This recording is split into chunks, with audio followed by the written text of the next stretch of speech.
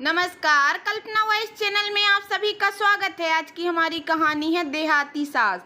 Mummy जी, ये क्या लगा दिया अंशु की आंखों में? जोर से चिल्लाते हुए रिया कहती है। तू तो ऐसे बोल रही है बहू, जैसे कभी काजल देखा ही नहीं है। ये कजरौती है और ये काजल है, रिया के दिखाते हुए रेखा जी कहती हैं। आप भी ना मम्मी जी, बस अपने ज़माने की चीज़ों को लेकर बैठ जाती हैं, और ऊपर से आप धूप में बैठकर इसे तेल मालिश कर रही हैं, वो भी सरसों के तेल से। गुस्से से मुँह लाल पीला करते हुए रिया कहती है और अंशु को गोद से छीनकर नीचे बड़बड़ाते हुए चली जाती है।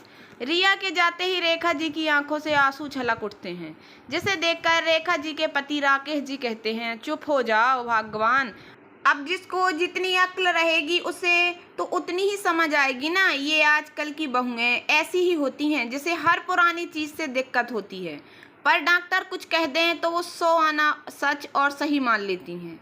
चलिए छोड़िए इन बातों को, मुझे तो आज भी याद है वो दिन जब अम्मा जी ठंडी के मौसम में एक लाइन से अपने सभी पोते को धूप में सुलाती थीं और एक एक करके सभी को तेल मालिश सरसों के तेल से करती थीं, और वो भी पूरी ताकत के साथ। और अगर कोई बहू या बेटा गलती से कह देते थे, अम्मा जी धीरे लल्ला रो रहा है, तब तो अम्मा जी का शुरू हो जाता था, लल्ला है लल्ला, अभी से ही मजबूत नहीं बनाओगे तो बाद में कमज़ोर हो जाएगा, और सूरज से बलवान कोई ना होवे है।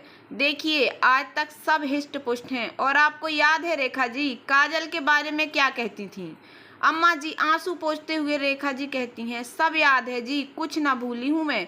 देसी घी से तैयार काजल लगाने से आंखों की रोशनी अच्छी होती है और आंखें भी बड़ी बड़ी होती हैं, साथ साथ में आंखों में जल्दी ठंडी से किच्ची भी नहीं बनती है। और आपको याद है राहुल के पापा अम्मा जी क्या कहती थीं जब बच्चे मिट्टी में खेल कर आते हैं?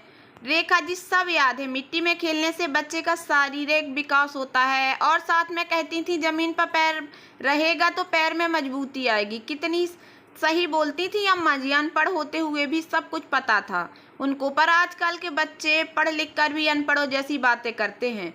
पर जाने दीजिए रेखा जी, जब ठोकर लगेगी तब समझ आएगा। चलिए नीचे चलते हैं, मानस भी स्कूल से आ गया होगा तो अंशु को देखना होगा ना। हाँ हाँ चलिए जी। रेखा जी सब समेटकर नीचे आ जाती हैं। जैसे ही दोनों नीचे हॉल में आते हैं, मानस के रोते हुए चिल्लाने की आवाज़ आती है, नहीं मैं कपड़े चेंज नहीं करूँगा, पहले आप टीवी ऑन करो, मुझे कार्टून देखना है, पहले कपड़े चेंज करो फिर मैं कार्टून लगाऊंगी। रिया भी जिद पर अड़ी थी, पर मानस की जिद के आगे रिया हार जाती है और टीवी ऑन कर देती है। फिर थोड़ी देर में रिया मानस के लिए खाना लेकर आती है और उसे खिलाने के लिए चम्मच बढ़ाती है, तो फिर मानस जिद करने लगता है, मम्मा मुझे मोबाइल में गेम खेलकर खाना है, मुझे मोबाइल ला कर दो। रिया भी बिना कुछ बोले उसके हाथ में मोबाइल थमा देती है ताकि वो खाने में नाटक नहीं करे। पर रेखा जी कभी भी मानस को खाना खिलाती हैं तो उसे कोई कहानी सुनाती या कुछ इधर उधर की बातें सुनाती, जिससे वो बिना मोबाइल लिए खाना खा लेता था। लेकिन ऐसा करना रिया को बिल्कुल पसंद नहीं आता, क्योंकि रिया को लगता कि मानस फालतू की बातें सुन रहा है, जिससे उसका विकास रुक जाएगा। इसलिए वो अपने तरीके से बच्चों को संभालती थी, आज के युग के टेक्नोलॉजी, टीवी और मोबाइल दिखाकर। अपने बुजुर्गों के रहन सहन, संस्कार और मिट्टी से जुड़ाव भूलकर रिया बच्चों को टेक्नोलॉजी देकर उसका विकास करने की कोशिश कर रही थी। पर शायद रिया ये भूल गई थी कि ये टेक्नोलॉजी बच्चों के लिए एक दिन घातक साबित होगी। पर एक ना एक दिन टेक्नोलॉजी का भूत तो उतरना ही था। खैर कुछ सालों बाद वो दिन आ ही गया, जब एक बार मानस और उसके दोस्त का झगड़ा हो जाता है और दोनों झगड़े के दौरान वो गिर जाता है और उसे चोट लग जाती है। स्कूल वाले ने तुरंत रिया को फ़ोन करते हैं और मानस को स्कूल से ले जाने को कहते हैं। रिया भागते हुए स्कूल पहुंचती है और मानस को लेकर डॉक्टर के यहाँ पहुंचती है।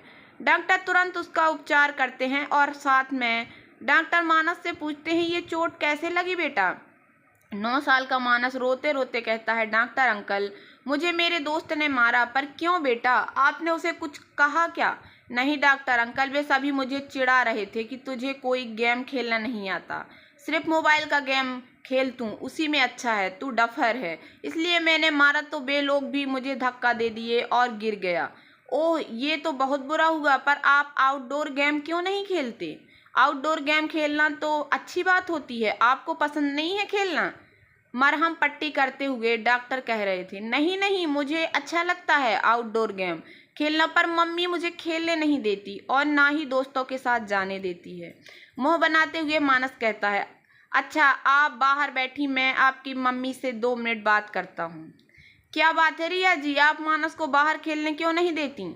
ऐसा कुछ नहीं है डॉक्टर, पर हमारे आसपास सभी लोग कम पढ़े लिखे हैं, सभी के बच्चे यूं ही दिन भर खेलते रहते हैं और मुझे लगता है मानस भी उन लोगों के साथ खेलेगा तो उनके जैसा ही बन जाएगा। सब के सब गंवार हैं। रिया की बात सुन डॉक्टर आश्चर्य से रिया का मुंह देखने लगते हैं, फिर रुक कर कहते हैं, रिया जी ऐसा कुछ नहीं होता जैसा आप सोचती हैं। मैं भी गांव की मिट्टी में पला बड़ा हूँ, मेरे भी माता पिता इतने पढ़े लिखे नहीं थे, पर देखिए आज रिजल्ट सामने है।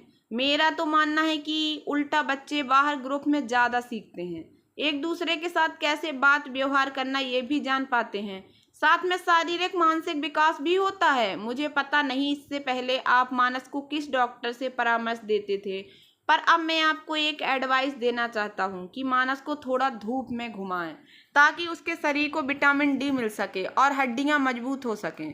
मुझे तो लगता है ये बचपन से ही थोड़ा कमज़ोर था, इसलिए अंडर वेट भी है। देखिए कितना कम उम्र में इसे चश्मा भी चढ़ गया।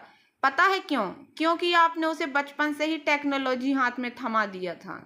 छोटी उम्र में आंखों की तंतु बहुत नम होती हैं, जिसमें ज़्यादा खिंचाव होने से आंख खराब हो जाता है। पर कोई नहीं रिया जी, अब भी वक्त है, सब ठीक हो जाएगा, पर जैसा मैं कहता हूँ वैसा करेंगी तब।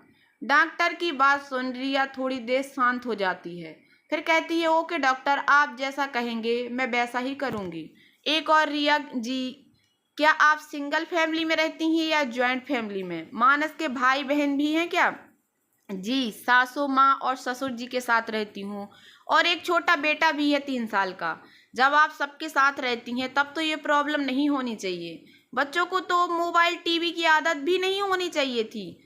तब तो आप एक काम कीजिए, बच्चों को थोड़ी थोड़ी देर के लिए दादा दादी को संभालने के दे दिया करें, जिससे इनकी मोबाइल और टीवी देखने की आदत कम हो जाएगी और आंखों का पावर भी जल्दी नहीं चढ़ेगा।